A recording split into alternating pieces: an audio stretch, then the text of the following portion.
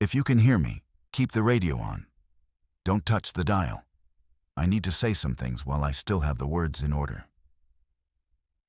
My name is Deo Corriveau.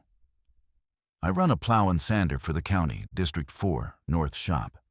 That means at 4 this morning, I climbed into a truck the size of a small house, and I've been salting the same 40 miles of state highway since before the sun came up. I'm telling you this so you know what I am. I'm not a scientist. I'm not a doctor. I'm a guy with a thermos and a blade and a radio. The radio matters. Hold on to that. We've got 2 channels in the cab. One is the county fleet band, that's me and the other drivers and the shop. The other is just the regular FM. Whatever comes in over the hills. This morning I had the FM on low. Some overnight guy playing the same 6 songs, reading the same school closings. Ordinary. The heater ticking. My own breath fogging the side glass because the defrost only ever half works in Unit 14. At 9:41, the fleet channel crackled and Marcy in dispatch said something I didn't understand. She said, "Any unit near the Holloway plant, respond. We've got people down at the gate and they're not getting up." I want to be precise about the words, because the words are all I've got now. Not "there's been an accident," not "somebody collapsed." She said they're not getting up, plural. And there was a pause in the middle where she stopped, like she was looking at something on a screen she didn't believe. I keyed my mic. I was maybe 6 miles out. I said, "14's near Holloway. I can swing that way. What am I looking at?" And Marcy, I've known Marcy 11 years. She's got a laugh you can hear through a closed door, Marcy said, in a small, flat voice. "I don't know, Dale. Cameras are up, but nobody's moving right." Nobody's moving right. I turned the truck around at the Route 6 crossover, which you're not supposed to do in a rig that heavy, and I felt the whole load of salt shift behind me like a wave. That was the beginning. 9:41 in the morning. Not midnight. Broad, gray daylight. Remember that because everything they tell you later is going to get the time wrong. The Holloway plant is a food processing operation. Cold storage mostly, out past the fairgrounds. I've plowed their access road 100 winters. Big, flat gravel lot, a chain gate, a guard shack that's usually got a space heater glowing orange in the window like a coal. I got there at 9:53. I know because I logged it. You log everything in this job. It's a reflex. Here's the thing I need you to understand before I describe what I saw. I spent the first 10 minutes trying to make it ordinary. That's what your brain does. It reaches for the nearest normal explanation and clamps down. There were people in the lot. I counted later, when I could think, maybe 9 of them. Plant workers, hairnets, the reflective vests. They were down on the gravel. Not sprawled, though. That's what my brain snagged on first. When a person collapses, they go loose. A dropped man looks like a dropped coat. These people were down, but they were arranged. Curled. Knees up, arms tucked, heads tucked. Every one of them turned the same direction, inward, toward the middle of the lot, toward each other, like iron filings around a magnet you couldn't see. And they were still. Not dead still. I could see one of them, a big guy in a canvas coat, and his back was moving. Slow, way too slow, like a man breathing 4 times a minute. I got on the fleet channel. "Marcy, 14's on scene at Holloway. I've got 9, maybe 10 people down in the lot. They're breathing, but they're not responsive. We need medical, and we need it now." She came back fast. "Rescue's dispatched, Dale. Hang on." Long pause. "Dale, they're saying they've got the same thing at the Cenex on Route 9. And the elementary school just called." The elementary school. I sat there in that warm cab with my hand on the door, and I did not open the door. I want to be honest with you about every choice I made today, because some of them were right by accident, and some of them were wrong, for good reasons. And you deserve to know which is which. I did not open the door. Something about the way they were all turned inward. Something about the guard shack, where the space heater still glowed orange in the window, and how not one of those 9 people was near it, when it was the only warm thing in a 20-degree lot. When every instinct a cold body has is to crawl toward heat. They weren't crawling toward the heat. They were crawling away from it, into a circle, into the middle, into each other. I picked up the FM handset instead. And that's when the overnight guy stopped playing his 6 songs. The FM guy's name was Pete. I'd heard him 1,000 mornings and never once thought about him. Background noise with a heartbeat. At 10:01 he cut a song off mid-chorus. Just clipped it. Dead air for a second, which never happens. Dead air is the one thing radio guys are trained to fear. Then his voice came on, and it was wrong the way Marcy's voice had been wrong. Too careful. Folks, we're going to step away from the music for a bit. I've got the county on the other line, and they're asking us to pass along some information. I turned it up.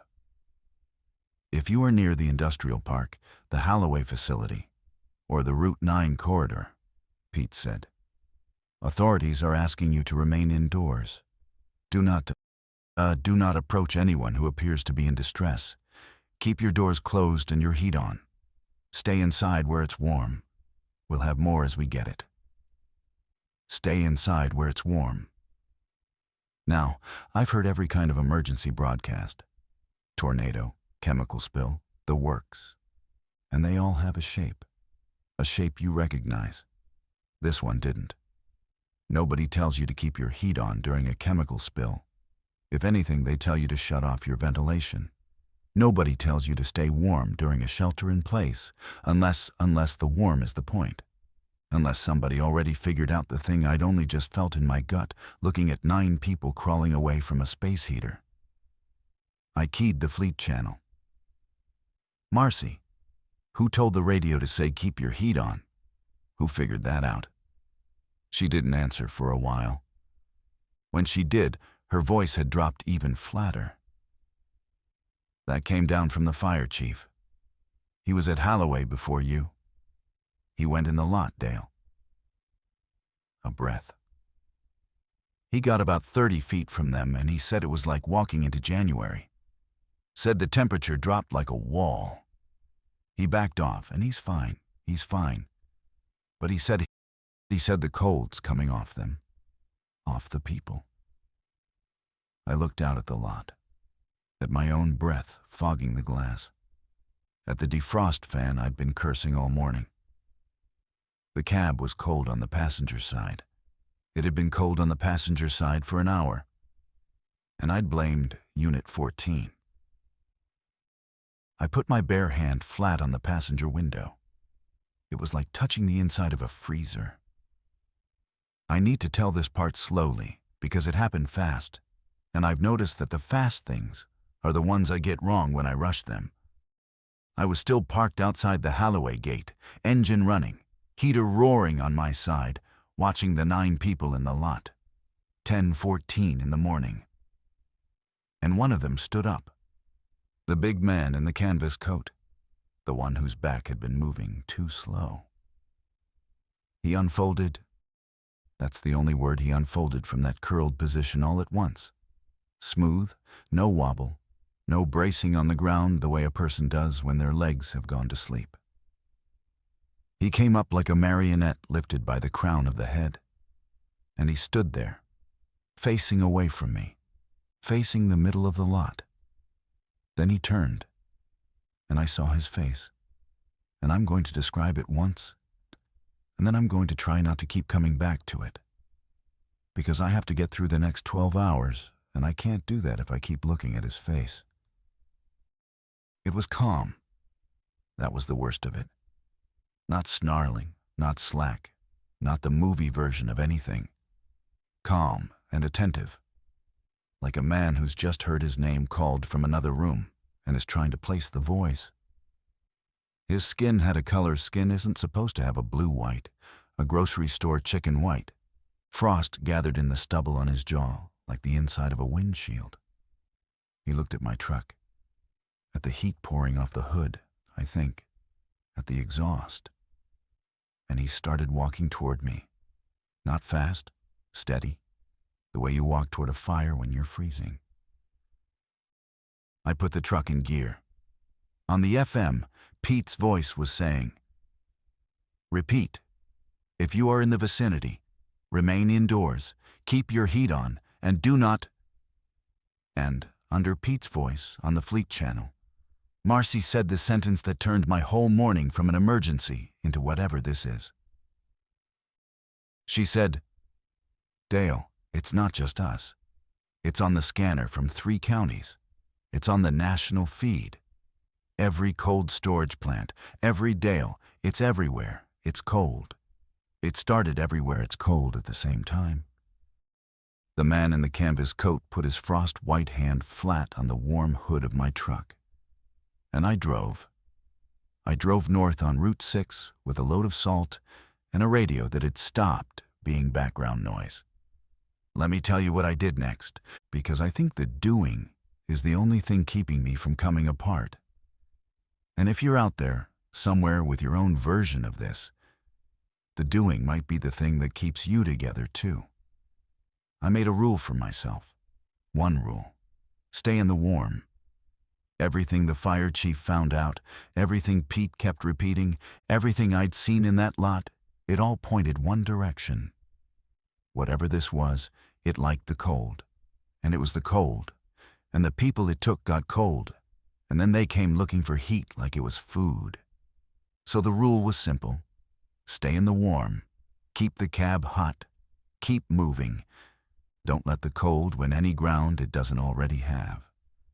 I want to be careful here because I'm a guy who fixes hydraulic lines for a living, and I'm about to speculate about something no scientist on Earth has explained yet, and I don't want you mistaking my guesses for facts.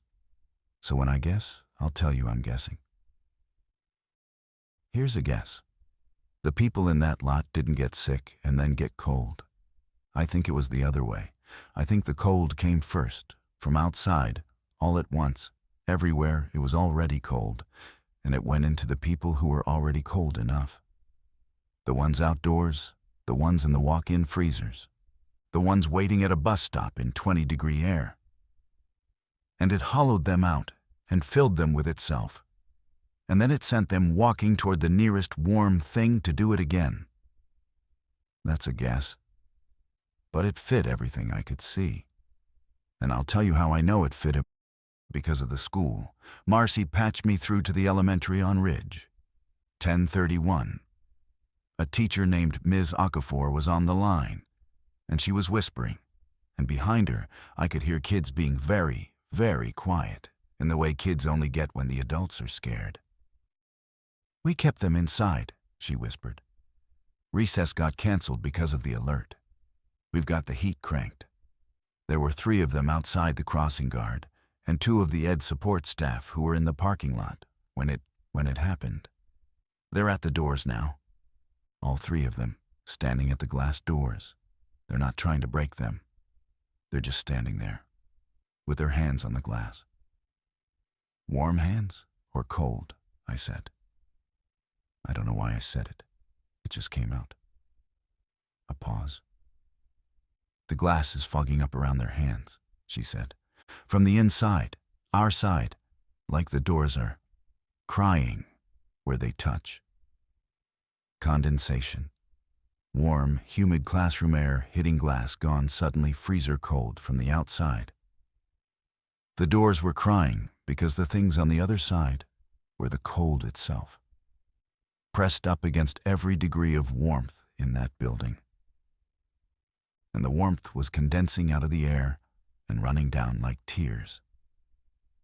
"Don't open the doors, Ms. Okafor," I said. "Whatever they do, whatever they say, keep the heat on and keep the doors shut. They're not saying anything, she whispered. That's the thing, Dale. They're not saying anything at all. Here's what makes this different from a spill or a storm. And here's why I stopped believing the word outbreak that Pete kept using on the radio. An outbreak spreads. It's got a patient zero and a first county and a second county, and you can draw arrows on a map from the sick place to the well place. That's how it works. That's how it's always worked. This didn't spread. This arrived. Marcy read me the scanner traffic while I drove, and I could hear her cross-checking timestamps like she was arguing with the numbers, like if she checked them one more time, they'd behave. Halloway, 9:41. But the Senex on 9:41. The elementary, the crossing guard, went down at she checked 9:41. A trucker outside Duluth phoned in his co-driver going rigid at the fuel island at 9:41 Central. A woman in Fargo. A rail yard in Montana. A whole ski lift full of people in Colorado stopped mid-mountain, all at the same minute their clocks agreed on once you did the time zone math. Everywhere, it was already cold.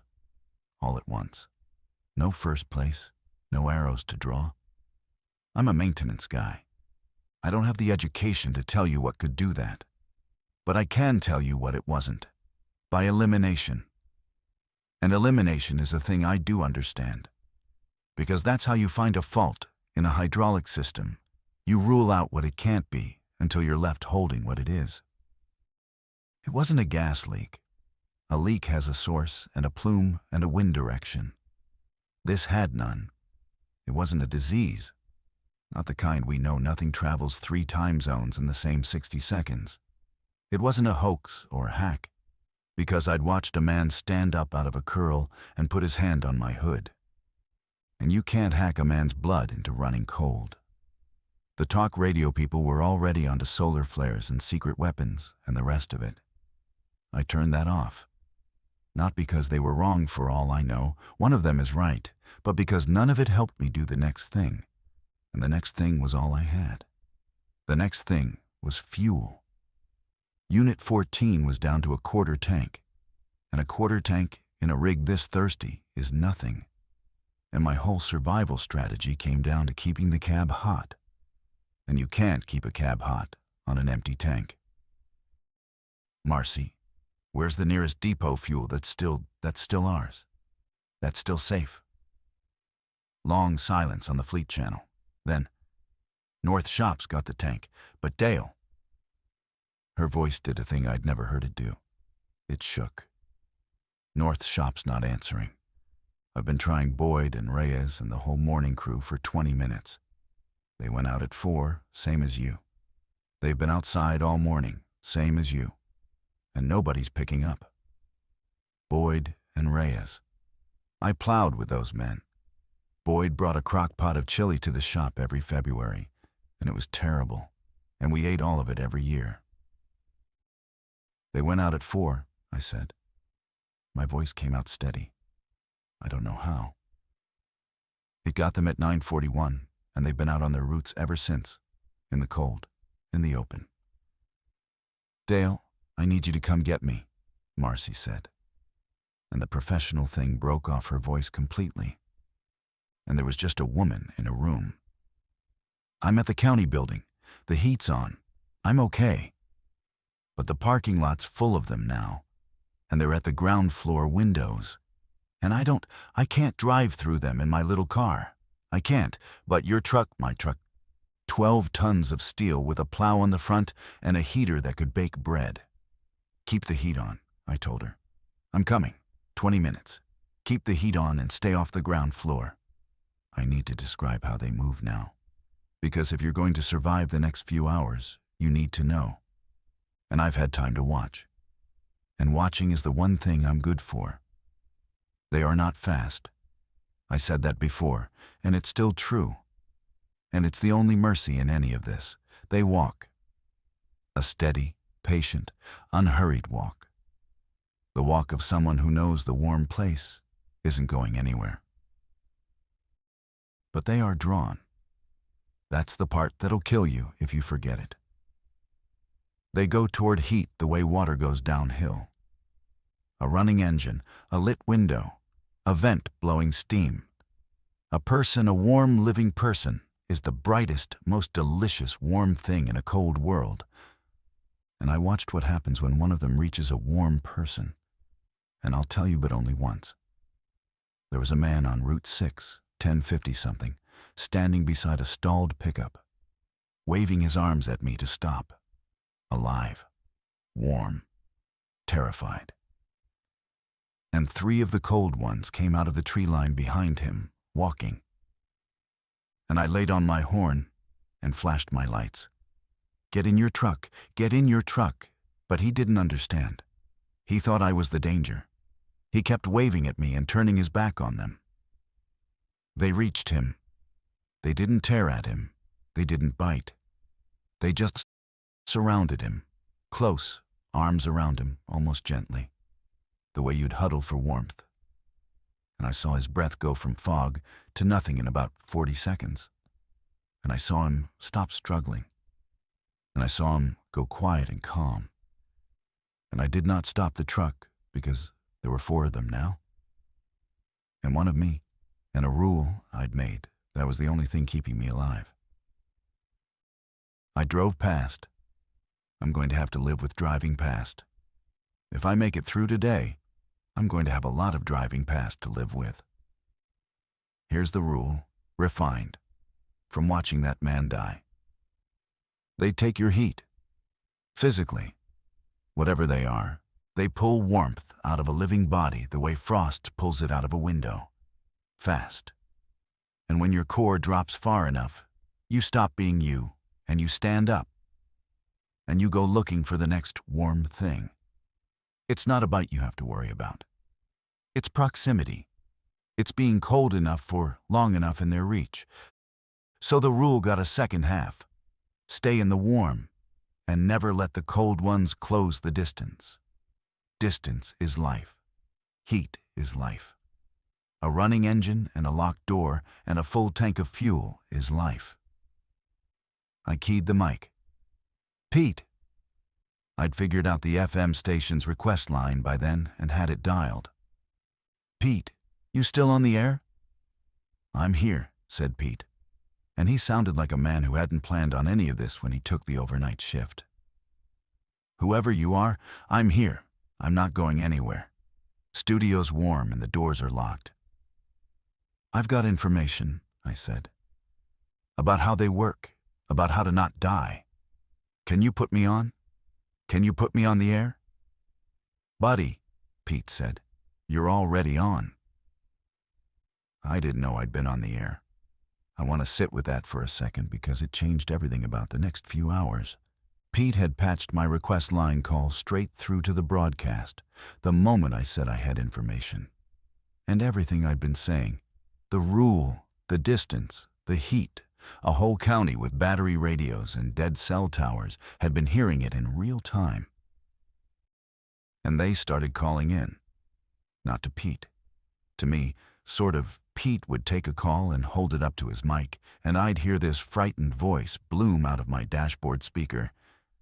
And I'd answer, and my answer would go back out to everybody. And just like that, a guy in a plow truck became the closest thing that county had to an emergency broadcast system, because the real one had gone dark. The sirens, the alert system, the official channels, Marcy told me later, they'd all cut over to a national feed that was just a recorded voice saying, stay indoors on a loop, over and over. No updates, no local information, nothing about the heat, nothing about the distance, nothing that would actually keep a person alive on Route 6 at 11 in the morning. So it was me and Pete, a mechanic and a DJ. The first caller was a woman named Sandra with 3 kids in a farmhouse and a wood stove and a husband who'd gone out to the barn at 4:30 to check on the calving and hadn't come back. Do I go look for him? She asked me, and her voice was so steady and so hollow that I knew she already knew. I told her the truth because I decided by then that the truth was the only thing I had that was worth anything. I told her. If he's been in the cold since this morning, the man who comes back to your door isn't going to be him. And if you open the door to the barn, you will lose your heat and maybe your children. Keep the wood stove roaring. Keep the doors shut. Love him by staying alive. The line went quiet. Then Sandra said, "Okay, just that. Okay." And she hung up. And I've thought about Sandra roughly every 4 minutes since. The second caller was a kid, maybe 16, home alone, whose furnace had just kicked off. Not run out of fuel kicked off, tripped a breaker maybe, and the house was cooling, and he could see 3 of them in the yard, and he wanted to know how long he had. And I realized, listening to that boy, that this whole thing had a clock I hadn't been counting. Because the cold ones didn't need to break down any doors. They just needed to wait for the heat to run out. Every furnace, every stove, every tank of fuel and battery and glowing coal in every guard shack in every cold county in the country. They had all the time in the world, and we had exactly as long as our heat would last. The county building sits on a low rise downtown, 4 stories of brick from the 70s. And by the time I brought Unit 14 up the hill, it was 11:40, and the parking lot was full. Full of them, 50, 60, standing in that same loose, inward-curling gather, all of them faced toward the building, toward the warmth leaking out of 60-year-old windows, patient as a congregation. Frost-white, silent, steaming faintly where the cold coming off them met the November air. So the whole lot had a low fog to it. Knee-high, moving wrong. I got on the FM. "Pete, I've got to go quiet for a few minutes. I've got a pickup to make. Keep the calls going. Tell people what I told you. Heat, distance, doors."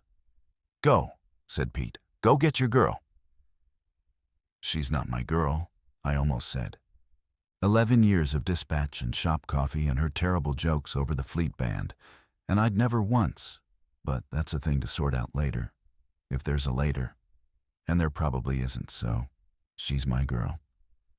Fine, Pete's right. I called her on the Fleet channel. "Marcy, I'm in the lot. West side. Which window are you closest to?" "3rd floor, southwest corner, the records room," she said. "Dale, there's too many of them. You can't—" "I'm not walking through them," I said. "I'm a plow truck. I don't walk through anything. I push. Here's the thing about a truck like 14. It's got a front plow rated to move 2 feet of wet snow at 40 miles an hour. It is a wall on wheels. And these things, whatever they are, they're not tanks. They're people-shaped, people-sized, people-weight. And I'd watched them all morning, and I'd never once seen one run or brace or dodge or do anything but walk toward heat. So I dropped the blade. I want to tell you it didn't bother me. It bothered me. Some of those shapes in the lot were people I'd probably passed on the street 1,000 times. But every one of them had already had their heat taken, and there was a warm, living woman on the 3rd floor. And I'd made my rule, and the rule was distance. I put 14 in gear, and I eased that blade into the crowd at maybe 5 miles an hour. And they went down, like I said I wouldn't do the metaphors. They went down. They didn't scream. They didn't fight the blade. Some of them turned toward the truck as it came, toward the engine heat, reaching. And that was worse than fighting. And I kept my foot steady and my eyes on the southwest corner. And I did not look down at the blade. I cleared a lane to the building, backed the truck right up against the wall under the 3rd floor windows, tailgate to the bricks, so the warm bulk of the running engine sat between me and the lot. "Marcy, I'm below you. Can you get down the stairs?" "They're in the stairwell," she said. And now she was crying. And I don't blame her. I'd have been crying too if I weren't so busy. "The 1st floor's full of them. They came up the stairs, Dale. They came in through the loading dock when the maintenance guy propped it this morning, before. And they've been coming up floor by floor following the heat, and I'm at the top of the building now, and there's nowhere left to go up. Nowhere left to go up. I looked at the truck. I looked at the third floor window. 10 feet, maybe 12, of cold brick between the top of my salt load and her window ledge. "Marcy," I said, "do you trust me?" "Dale, what do you—" "Open your window. Get out on the ledge. I'm going to raise the box." A sander truck has a dump box. That's the big open bed behind the cab that holds the salt, and it lifts, hydraulically, on a hoist, same as a dump truck, to shed its load out the back gate. What it does not do, what it is absolutely not designed to do, is lift a person up to a third-floor window. But the geometry was close. If I raised the box most of the way, and Marcy came down onto the salt pile and rode it as I lowered it, she'd step off at ground level right beside the cab door. In theory, in a world where hydraulic hoists were meant for rescue and not for road salt. I climbed back into the cab, keeping my body between the open door and the lot. And I worked the hoist lever, and the box came up groaning behind me, salt hissing and shifting inside it, up towards her window. "It's coming to you," I said. "When it's close, you climb onto the salt. Don't jump. Just sit down onto it and hold still, and I'll bring you down slow." I couldn't see her from the cab. I could only listen, her window scraping open, the shock of cold air she must have felt, her breath going ragged over the fleet channel because she'd left her radio keyed so I could hear her. Smart. She's always been smarter than me. "It's okay. It's right below the ledge," she said. "Dale, they're looking up. In the lot. They all turned. They're all looking up at me." "Because you're warm and you're up high," I said. "They can't climb. I've never seen one climb. Get on the salt, Marcy. Now, get on the salt." I heard her land. A soft crunch of a body coming down onto rock salt, a gasp, a sob. I'm on it, I'm on. I dropped the hoist lever and the box started down, slow as I could make it. And this is the part where I have to tell you it almost worked perfectly, and then it didn't. Because as the box came down, it came down into the lot. Into the crowd, I'd knocked flat with the blade. And some of them were getting up, and some of them were reaching up. And Marcy was riding a slow descending pile of salt down into the middle of them, and her feet were coming level with their hands. "Dale, they're grabbing at the box, they're—" "Don't touch them. Pull your feet up. I've got you." I couldn't lower faster without dropping her off the pile. I couldn't lower slower without leaving her hanging in their reach. So I did the only thing left. I let the box come down to about waist height off the ground. And I threw the truck into reverse. And I dragged the whole rig backward across the lot with the box half raised. And Marcy clinging to the salt, dragging us both out of the crowd, plow scraping, engine screaming, until we were clear on the open street with 50 frost-white shapes standing behind us in the fog. Then I lowered the box the rest of the way, and Marcy slid off the salt onto the pavement. And I had the passenger door open, and she ran the 3 steps and threw herself into the warm cab. And I hauled the door shut behind her. She was shaking. Her hands were ice, not taken ice, just scared and cold ice. Her breath still fogging, still hers. "You came," she said. "I always come," I said. "It's the job."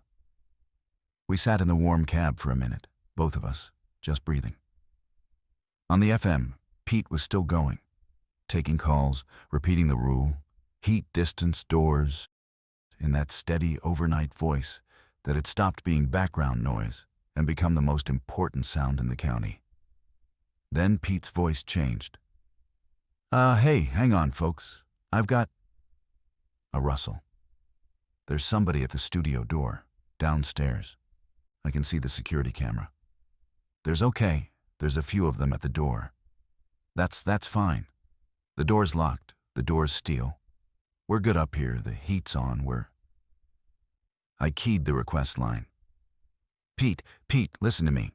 How's your fuel? Your building, is it electric heat or gas? Where's your furnace? I don't know, man.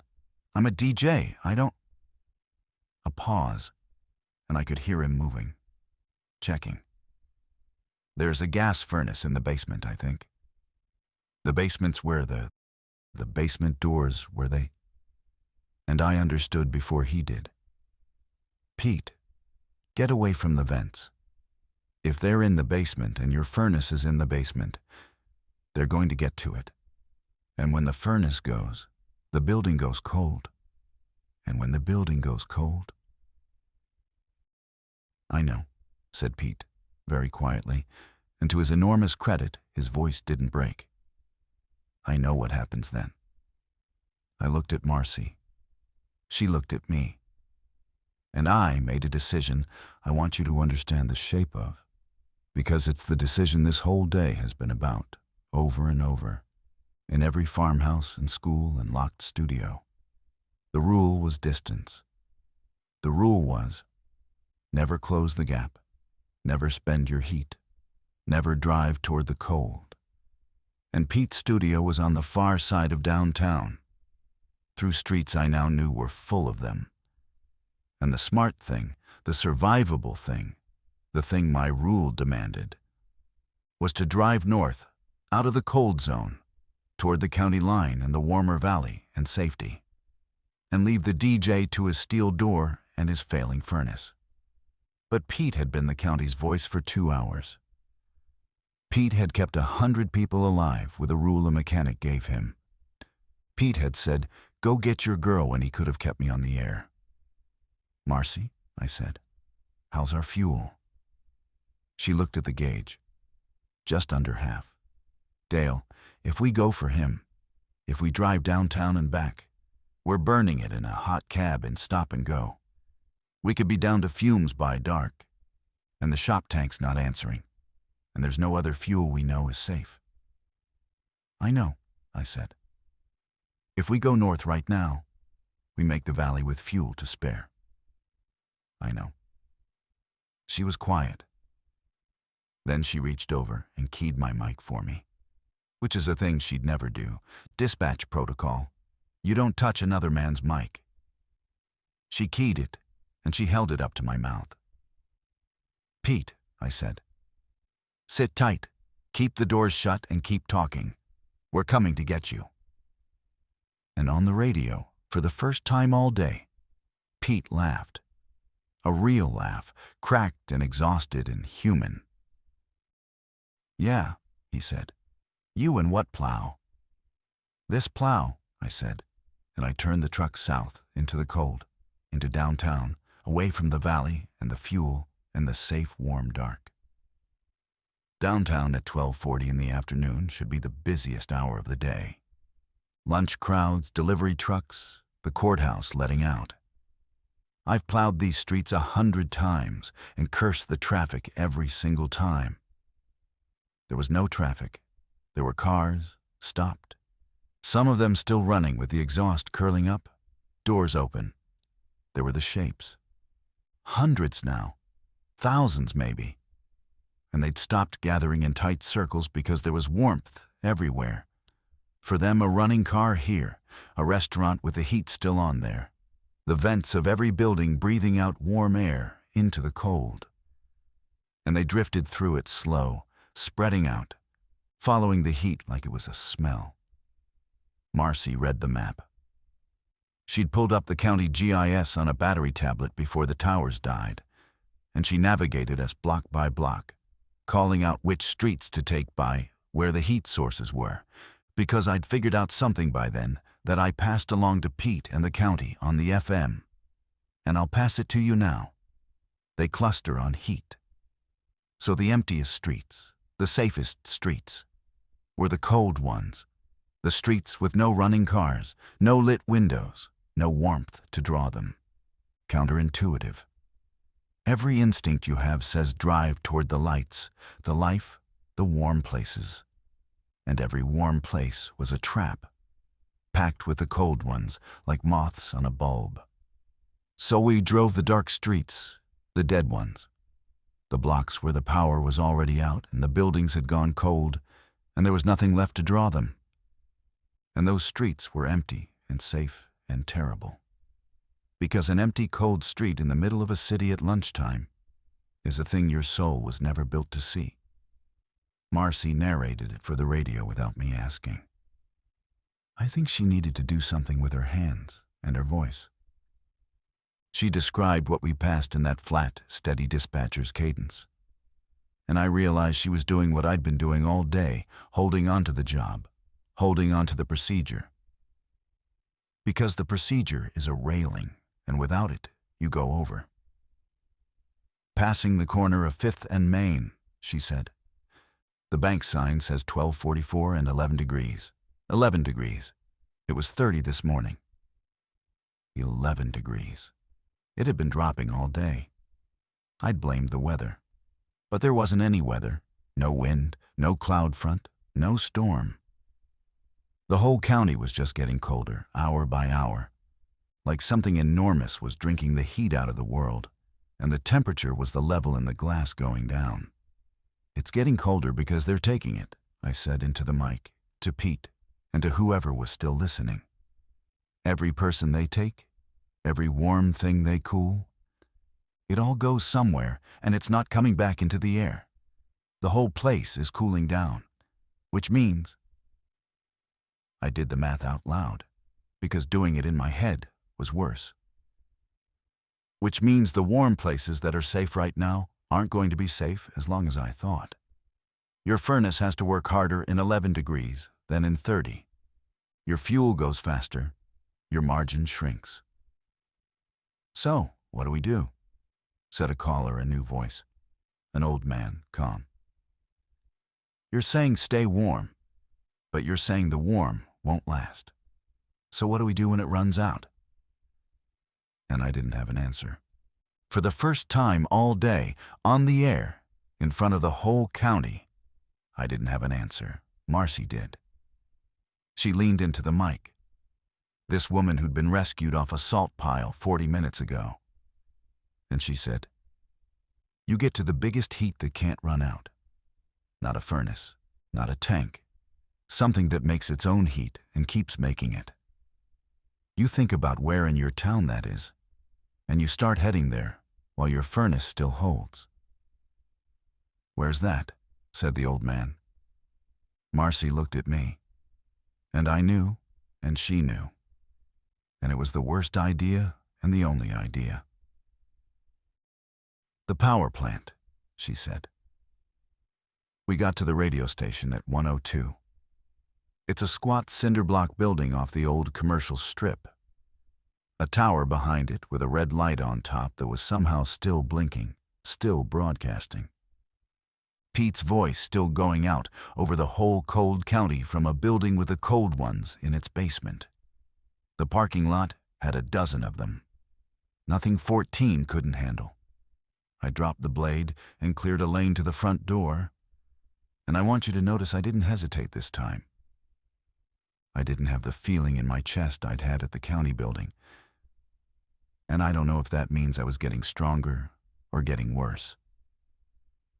Pete, I said. I'm out front. Steel door, you said. Can you open it? The lobby's cold, Pete said, and his voice had gone thin. The furnace quit 10 minutes ago. They must have gotten to it. It's dropping in here fast, Dale. I can see my breath. The studio's the warmest room, but it's the door to the hall. I've been holding the studio door shut with a chair, but they're in the hall now. They came up from the basement. They're in the hall. Can you get to the front door? I'd have to go through the hall, through them.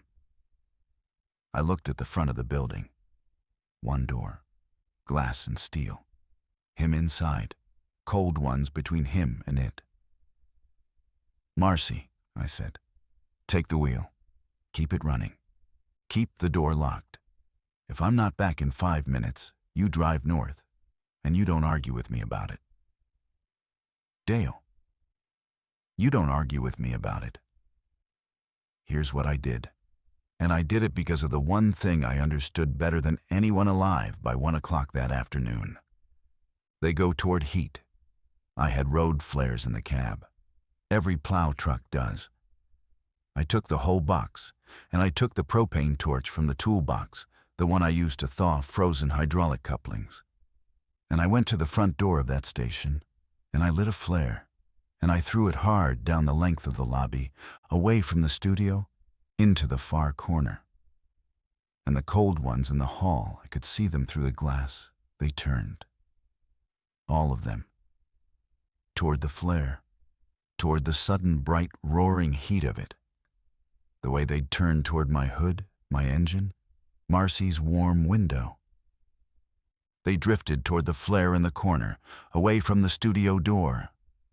And I threw a second flare further, and a third, hurting them with heat, painting a trail of warmth across the far side of the lobby and leading them down it like the moths I said I wouldn't compare them to.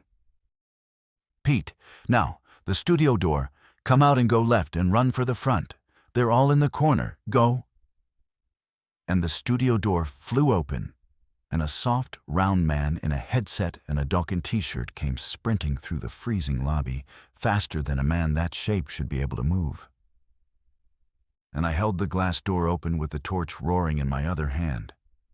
And he hit the cold air and the daylight. And he was through. He was out. He was in the truck. And I slammed in after him, and Marcy floored it before I'd even shut the door. "That's Pete," I said to Marcy. "I gathered," she said. It was 1:15 in the afternoon, and I finally understood the number 12. Pete, wedged into the jump seat behind us, still shaking, still clutching his headphones like they were a life preserver, told us what he'd been hearing on the wire feeds before his building went cold. The national voice, the recorded one, the stay indoors loop it had been reading updates before it locked up. And one of the last real bulletins, from some agency somewhere still staffed by frightened people, had put a shape on the thing nobody wanted to say out loud. The cold arrived everywhere at 9:41 that morning. And everywhere it arrived, the temperature had been falling ever since, slow at first, then faster, as more of the world got taken and more heat got drunk out of the air. The bulletin's people had run the curve forward. And the curve said that somewhere around the 12-hour mark, around 9:40 tonight, the ambient temperature in the affected zones would drop below the point where ordinary heating could keep up at all, where the last furnaces would lose the fight, where the last warm rooms would go cold no matter how much fuel you fed them, because you can't heat a house against a world that's become a freezer. 12 hours, 9:40 this morning to 9:40 tonight. That was the clock. Not a clock somebody set, a clock the physics set. The first 12 hours weren't the beginning of the outbreak. They were all of it. After 9:40 tonight, there wouldn't be a warm place left to defend. Everyone still human would be everyone who'd made it to a heat source big enough to outlast the cold. And Marcy had already named the only kind of place like that. "The plant," I said. "How far?" Marcy checked the tablet. "River Bend Station, 9 miles south. Coal-fired.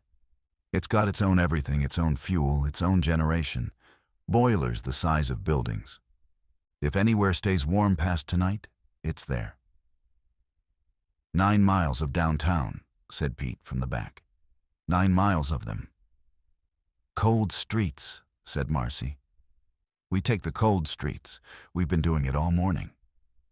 "And when we get there," I said, into the mic, because the whole county was still listening, and the whole county had furnaces that were going to lose the same fight ours would. "Everybody who can hear me, and everybody who can move you, find the biggest heat in your town that makes its own. Power plant, steel mill, boiler house, hospital with its own generation. And you get there before 9:40 tonight, and you get inside. and you help whoever's holding it hold it. Because at 9:40 the cold wins the open ground. And after that, the only warm left in the world is the warm we're standing on. "You heard him," said Marcy into the mic. 9:40. That's your clock. Start moving. The bank sign we passed said 119 and 9 degrees.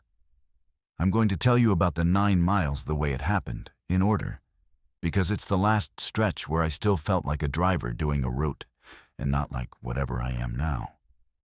We ran south on the cold streets with Marcy on the tablet, and Pete somehow back on the air. He'd rigged his handheld to keep feeding the studio transmitter remotely, some DJ trick I didn't follow. So the tower kept blinking and kept broadcasting, and the county kept hearing us. And people kept calling in, on the request line, on the fleet band, everywhere.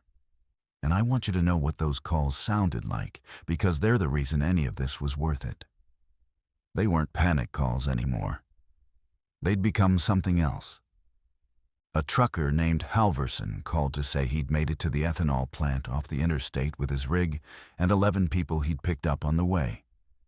And he was leaving his marker lights on so others could find it. A nurse called from Mercy General to say the hospital's cogeneration plant was holding, and the doors were open to anyone who could reach them. Come to the ambulance bay. They'd get you in. A church with its own big old boiler, running since 1930, said they had room.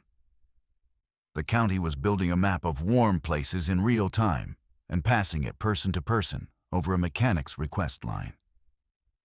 And it was the best thing I have ever heard human beings do. We hit trouble at the river. The road to River Bend Station crosses the river on the old truss bridge, 2 lanes.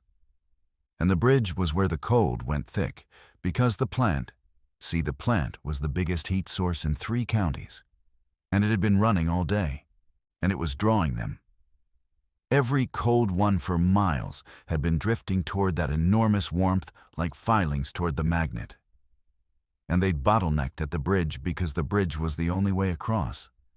And now the bridge was packed rail to rail with frost-white shapes, hundreds of them. A solid wall of them 1/4 mile long, facing the plant on the far bank. Patient. Waiting. I stopped 14 at the foot of the bridge. I can't plow through that, I said. Not that many. The blade'll clear the first ranks, but they'll pack up on the hood, and I'll stall out in the middle of them. And then we're a warm box in the coldest, thickest crowd in the county. That's not a lane. That's a grave. Silence in the cab. Marcy staring at the wall of them. Pete and breathing. There's a rail bridge, Marcy said suddenly, zooming the tablet. 1/2 mile downstream. Spur line into the plant's coal yard. If it's clear. A truck on a railroad bridge, said Pete. The ties are decked, Marcy said, reading. It's a maintenance access bridge. They drive service trucks on it. It's decked solid. It's rated for... She looked at me. It's narrow, Dale. Real narrow. And I don't know if it's clear. Cold streets, I said. A rail bridge into a coal yard. No houses, no cars, no heat on it. It'll be clear. I hoped. I didn't know. But I'd been right about the cold streets all day, and I was betting 3 lives on being right one more time. I backed 14 off the truss bridge and swung her down the river road toward the rail spur. And behind us, the wall of cold ones on the bridge didn't turn to follow, didn't even seem to notice. All of them fixed on the great warmth of the plant across the water. And we slipped down the dark, cold riverbank while they stared at the light. The rail bridge came up out of the fog. Narrow, black, empty, clear. Marcy, I said, watch my mirrors and tell me if I'm going off the edge, because I won't be able to see the wheels. And I put Unit 14 onto a railroad bridge, in 9-degree cold with a river underneath and the last warm place in the world on the far side. The bridge held. I want to say that first, because for 800 feet, I didn't believe it would. 14's tires were an inch inside the deck edge on both sides. Marcy called it the whole way. 6 inches left, hold it, you're centered, keep coming. And the river fog came up through the gaps in the ties, so it felt like driving across open air. And Pete was praying in the back seat, quietly to somebody. And I don't know if it worked, but the bridge held. We came off the far end into the plant's coal yard at 1:58 in the afternoon, and the ground under us went from bridge deck to crushed rock, and the cold, I felt it change. That's the thing I'll never be able to explain right. The cold got less. For the first time since 9:40 that morning, I drove into a place that was fighting back. The plant threw so much heat off its stacks, and its boiler house, and its miles of steam lines, that the air in the coal yard was warmer than the air anywhere else in the county. And the frost that had been building on my windshield all day started, for the first time, to clear. There were people, living people, a knot of them at the boiler house door, waving us in plant workers who'd sealed themselves inside at the start and had been listening to us on the radio, and had heard us say we were coming, and had come out into the warm coal yard to bring us in. A big man in a hard hat ran up to my window. Warm breath, red face, alive. "You the plow?" he shouted. "You Dale?" "I'm Dale." "Get her parked by the transformer yard, engine toward the wall, and get inside. We've been keeping the doors for you. We heard the whole thing. The whole county heard the whole thing." He banged the side of the truck like you'd clap a man's shoulder. "You brought half the survivors in this county to warm buildings today. You know that? Every plant that's holding, they got here because you told them where to go." I didn't know what to say to that. I still don't. So I parked the truck.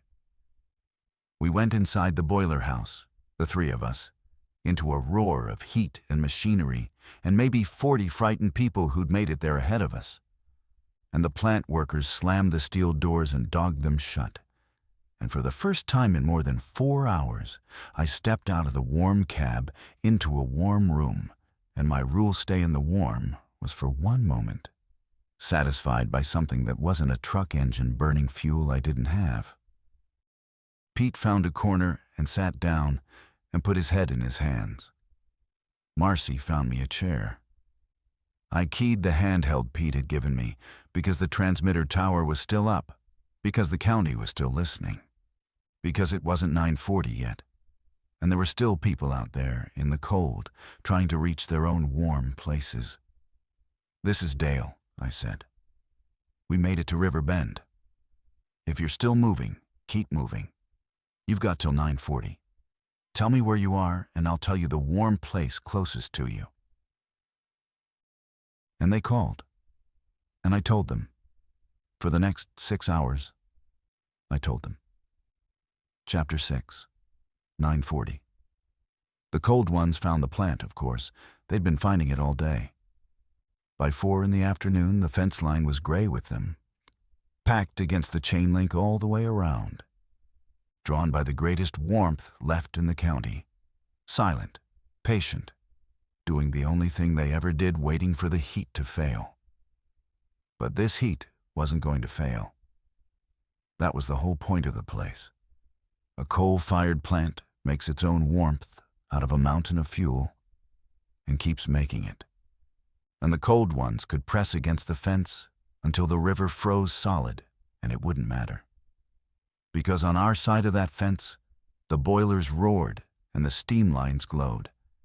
And 11 degrees, 9 degrees, the falling temperature of a whole dying county broke against the plant's heat like surf against a seawall. We watched the temperature drop all afternoon on a gauge in the control room. 7 degrees at 3 o'clock, 2 degrees at 5, below 0 by 7.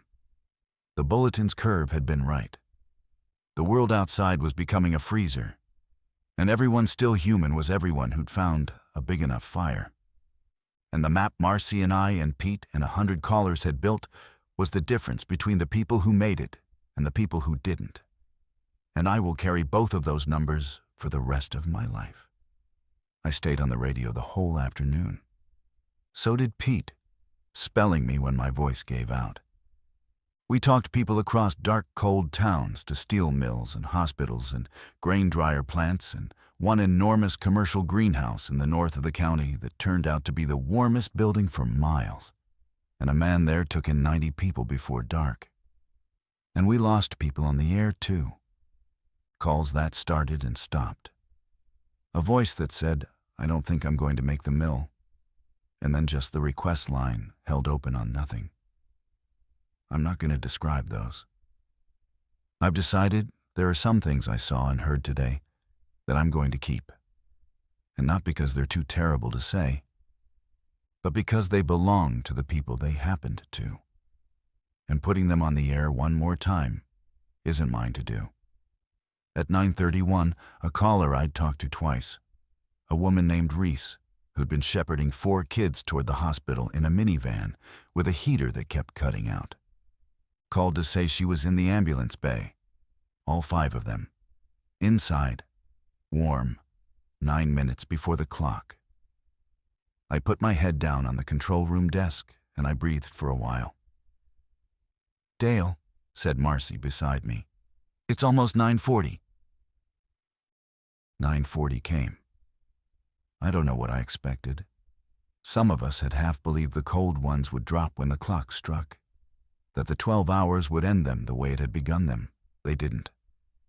9:40 passed, and the fence line stayed gray with them, patient as ever. And the temperature outside kept falling into a cold that has no business existing on this planet. And the boilers roared on. But something did end at 9:40. The falling stopped mattering, because there was nobody left outside for it to take. Everyone who was going to reach a warm place had reached one, or hadn't. The map was finished. The clock ran out on the open ground, and the open ground went silent and black and empty and colder than the poles, and the last warm places in the county sat inside it like coals in the ash of a burned-down house. The radio went quiet around 10. Not Dead Pete's tower still blinks. We can see it from the coal yard, and we still put out a bulletin every hour on the hour. But the calls stopped, because everyone who could call had found their fire. And now we're all just doing the same thing the cold ones are doing, on our side of the fence. We're waiting to see if the cold breaks with the dawn, or the season, or ever. Waiting to see if the boilers hold. Waiting to see if the thing that arrived at 9:41 this morning was a night, or a winter, or the new and permanent temperature of the world. I don't know which. I told you at the start I'm not a scientist. I'm a guy with a thermos and a blade and a radio. All I know is the rule, and the rule got us here. And I'll give it to you one more time, in case you're out there in some warm room listening and wondering how long you have to keep this up. Stay in the warm, keep the distance, don't open the door, and find your people, and hold the fire, and don't let it go out. Marcy's asleep against my shoulder. Pete's got the mic. The plant workers are shoveling coal in shifts and singing something to keep the rhythm.